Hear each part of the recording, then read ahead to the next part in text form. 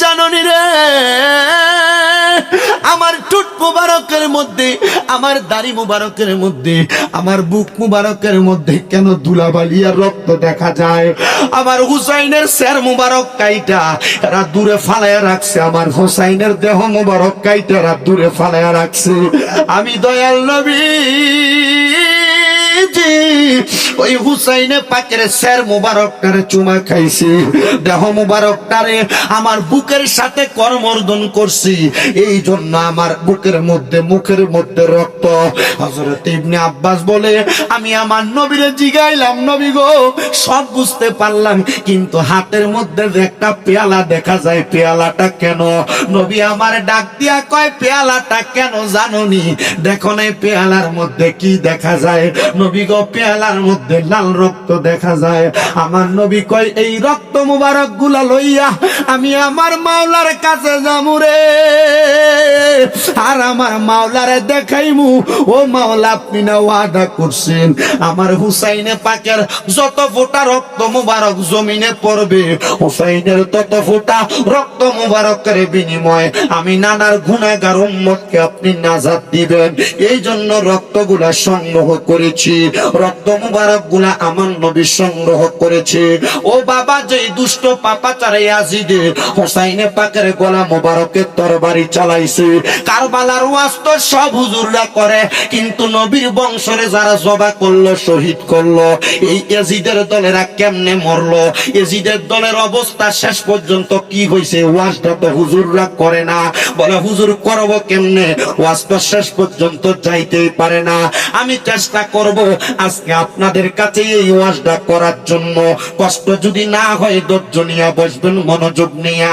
আমার নবীর নাতি ইমাম হুসাইনে পাক যখন শহীদ হয়ে গেল, আমি আলোচনা মাঝখানে অনেক বাকি রাইখা আমি শেষের দিক থেকে করি। আমার নবীর নাতি যখন কারবালার ময়দানে শাহাদাত বরণ করলেন, যখন শাহাদাত বরণ করলেন, ওই শাহাদাত বরণ করার পরে সাদা রঙের একটা পাখি আইসা হুসাইনে পাকের রক্ত মুবারক গুলার মধ্যে তার ঠোঁটটা এইভাবে নাড়াচাড়া করতে লাগলেন, মুখের মধ্যে রক্ত গুলা লাগাইয়া ওই পাখিটা উড়তে উড়তে ইমামে পাকের শাহজাদির ঘরের দরজার সামনে, মানে তাবুর সামনে যায়া কা কা করে ডাকতেছে। জয়নব যখন ওই আওয়াজটা শুনতে পাইলেন, ঘরের দরজার সামনে দাঁড়াইছে। জয়নবের শরীরের মধ্যে স্বামী হারা বেদনার কাপড় পরা। জয়নবের স্বামীর নাম ছিল হযরতে ইমাম কাসেম রাদিয়াল্লাহু তাআলা আনহু। ইমাম কাসেম রাদিয়াল্লাহু তাআলা আনহু রে তারা কারবালার ময়দানে ইমাম আলী মাকাম ইমাম হুসাইনের আগে শাহাদাত বরণ করাইছে। ইমাম হুসাইন যখন কারবালাতে যুদ্ধ করতে যাবে, হযরত ইমাম কাসেম ডাক নিয়ে কয়, চাচা আপনি কারবালায় আগে যায়েন না, আপনার দেহ মুবারকের মধ্যে যদি এজিদেরা চুরি চালায়, আর আপনার নানা মুহাম্মাদুর রাসূলুল্লাহ সাল্লাল্লাহু আলাইহি ওয়াসাল্লাম নবী যদি আমারে বলে, ও ইমাম কাসেম তুমি থাকতে আমার নাতির গলা মুবারক আগে কেমনে চুরি চললো, আমি রাহমাতুল লিল আলামিন নবীর কাছে জবাব দিতে পারবো না। চাচা গো, আমি কাসেম রে আগে দেন না অনুমতি, আমি কাসেম আগে যুদ্ধ করব। ইমাম কাসেম হলো ইমাম হাসানের ছেলে, জোরে কোন মারহাবা। আসতে কইলেন, ইমাম কাসেম হলো ইমাম হাসানের ছেলে। ইমাম কাসেম যখন যুদ্ধে রওনা করবে, ইমাম হুসাইন রাদিয়াল্লাহু তাআলা আনহু ডাক দিলেন, ডাক দিয়া কয়, ও কলিজার টুকরা ভাতিজা ইমাম কাসেম, শোনো, তুমি যদি কারবালার ময়দানে রওনা করে চলে যাও, যাওয়ার আগে তোমার আব্বার একটা ওসিয়ত আছে, ওসিয়ত নামাটা পইরা ওই ওসিয়তটা পূরণ করে দেই, তারপর তুমি কারবালার ময়দানে যাইবা। হযরত ইমাম কাসেম ডাক দিয়া কয়, চাচা আপনি আমার আব্বার ওসিয়ত এখন পূরণ করবেন? বলে হ্যাঁ। ওসিয়ত নামাটা খুলতে লাগলেন। ওসিয়ত নামাটা খোলার পরে দেখতেছে ইমাম হাসান রাদিয়াল্লাহু তাআলা ওসিয়ত নামায় লিখলেন, ও বড় ভাই, ও ছোট ভাই ইমাম হুসাইন, আপনি যখন আমার সন্তান ইমাম কাসেম যুদ্ধ করতে যাবে, আপনি ওই আমার ইমাম কাসেমের সাথে আপনার কন্যা সন্তানটারে বিবাহ করাইয়েন। বয়স কিন্তু হয় নাই, কিন্তু কিন্তু ওসিয়ত পূরণ করতে যায় অল্প বয়সে বিবাহ করায়া দিছে। ওই বিবাহের কিন্তু কোনো ওয়ালিমা হয় নাই। আশিক রাসূলরা বলে, আহলে বায়াতের প্রেমিকরা বলে, যখন ইমামদার আহলে বায়াতের প্রেমিকরা ইন্তেকাল করবে, জান্নাতে ইমাম কাসেম আর ইমাম হুসাইনের কলিজার টুকরা কন্যা সন্তানের বিবাহের ওয়ালিমা ওই আহলে বায়াতের প্রেমিকদেরকে জান্নাতে আমার আল্লাহ খাওয়াইবো। জোরে বলেন সুবহানাল্লাহ। হযরত ইমাম কাসেমের বিবাহ হয়ে গেছে, স্ত্রীর কোনো মোহরানার হক আদায় করে নাই। ইমাম কাসেম যাওয়ার সময় ওনার স্ত্রীর কাছে আবদার জানায়, আমার স্ত্রী বিদায় দাও, আমি তোমার কোনো হক আদায় করতে পারি নাই। স্ত্রী বলে, স্বামী গো, ইমাম কাসেম আমি আপনার কাছে কোনো মোহরানার হক চাই না। বর্তমান মহিলাদের মোহরানার হকের চাহিদার অভাব নাই। 2, 4, 5 ভরি স্বর্ণ লাগে মোহরানার হক আদায় করার জন্য, স্ত্রীর নামে জায়গা বাড়ি দেওয়া লাগে। না না না, ইমাম কাসেমের স্ত্রী ডাক দিয়ে কয়, স্বামী গো, আপনি যদি শাহাদাতের পেয়ালা পান কইরা শহীদের মর্যাদা পায়া জান্নাতে যান, আপনি আমার শহীদের স্ত্রী বলে পরিচয় দিবেন, এটাই আমার মোহরানা। জোরে কোন আল্লাহু আকবার। ইমাম কাসেম এই কথা বইলা যুদ্ধ করতে যখন গেছে রে, ইমাম কাসেমের তরবারির নিচে 90 জন একসাথে কতল করে জাহান্নামী বানায়া দিছে ইমাম কাসেম। কিন্তু ইমাম কাসেম পেছন থেকে সাওয়াদ ইবনে মারওয়ান নামক একটা লোক আইসা ইমাম কাসেমের ঘাড় বরাবর একটা খুব লাগাইয়া দিছে। ইমাম কাসেম গোড়ার পিঠ থেকে যখন নিচে পড়ে গেছে, দুষ্ট পাপাচারী আজিদের দলেরা ইমাম কাসেমের গর্দান মুবারক কেটে দিছে। ইমাম কাসেমের ঠোঁট মুবারকের মধ্যে আঘাত করেছে, পায়ের রক মুবারক গুলাতে আঘাত করেছে। ইমাম কাসেম যখন দুনিয়া থেকে বিদায় হয়ে শাহাদাতের পেয়ালা পান করলেন, ইমাম কাসেমের লাশ মুবারকটারে গোড়ার পিঠের উপরে এইভাবে শোয়া, ইমাম কাসেমের লাশ মুবারকের উপরে একটা তীর দিয়া বুক বরাবর ছিদ্র কইরা গোড়ার পিঠের মধ্যে লাগায়া ইমাম হুসাইনের তাবুর মধ্যে পাঠিয়ে দিছে। এজন্য আশিক লিখতেছে সুরে সুরে, আল্লাহ কাসেমের লাশ গোড়ার পিঠেতে চড়িয়া আপন জনের কাছে পৌঁছিল আসিয়া। কষ্ট হইতেছে আপনারা? কারবালার ওয়াজ আপনারা কি শুনছেন, কেমনে শুনেন আমি জানি না, আমি এভাবে করি। একটু মহাব্বতে শুনবেন আর বলবেন, আল্লাহ কাসেমের লাশ গোড়ার পিঠেতে চড়িয়া আপন জনের কাছে পৌঁছিল আসিয়া। ওরে ঘরে বাইরে লাগলো আগুন, ঘরে বাইরে উনি কাসেমের গিয়া আল্লাহকে মারলো রে, আল্লাহকে মারলো রে, মায়ের যতনে রতন অনেকে কাহারিয়া নিল মায়ের বুকের জাদু তন, আল্লাহকে মারলো রে, আল্লাহকে মারলো রে, মায়ের যতনে রতন অনেকে কাহারিয়া নিল মায়ের বুকের জাদু তন, আল্লাহকে মারলো রে।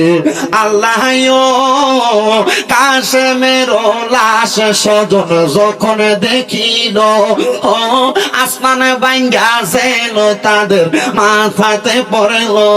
আল্লাহ কাসেমের লাশ স্বজন যখন দেখিল, আসমান ভাঙ্গা যেন তাদের মাথাতে পড়ল।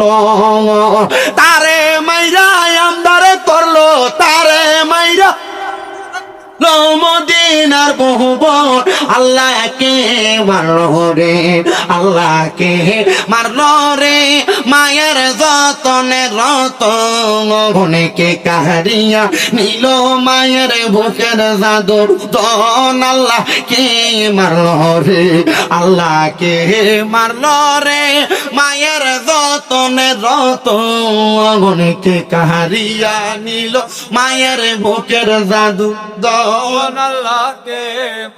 আপনি কারবালার ময়দানে কি নির্মম নির্মম অত্যাচার হয়েছে একটু চিন্তা করছেন? দেখবেন বাতিল ফেরকারা বদর যুদ্ধের ওয়াজ করে, হুনাইনের যুদ্ধের ওয়াজ করে, উহুদের যুদ্ধের ওয়াজ করে, কিন্তু এটির মুহ দিয়া কারবালার যুদ্ধের ওয়াজ নাই। কথা কই না? এটির মুহ দিয়া কারবালার যুদ্ধের ওয়াজ নাই, কারণ কারবালার যুদ্ধের ওয়াজ করলে এরা আল্লাহর নবীজির ইলমে গায়েবের ওয়াজ করে লাগবো। কারবালার যুদ্ধের ওয়াজ করলে ইমাম হাসান রাদিয়াল্লাহু তাআলা আনহু যে গায়েবের খবর নবীর মাধ্যমে সিনা পাইছে, এটার ওয়াজ করা লাগবে।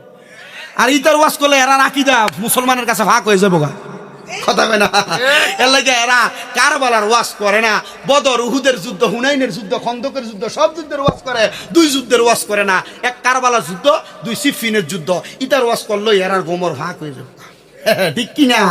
একটু মোহাব্বতে ইমামদার যারা, মুমিন যারা, পাক্কা ইমামদার, আহলে বাইতে রাসূলের পাগল যারা, এরা আহলে বায়াতের ওয়াজ করে। তো একটু মোহাব্বতে জবানটা খুইলা যদি কোন, আমার কাছে ভাল লাগবো, শান্তি লাগবো। আমি জানি না আপনারা কোন কিনা, পড়েন কিনা, বলেন কিনা, একটু মোহাব্বতে আমার সাথে বলেন না।